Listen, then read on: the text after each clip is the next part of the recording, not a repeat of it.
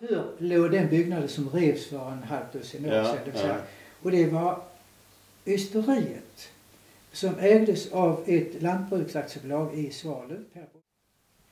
Kanske jag skulle förklara banken vilken byggnad det var. Och det är den som är pastorsexpeditionen sedan ett antal år tillbaka. Det var dels bank och dels kommunalsal.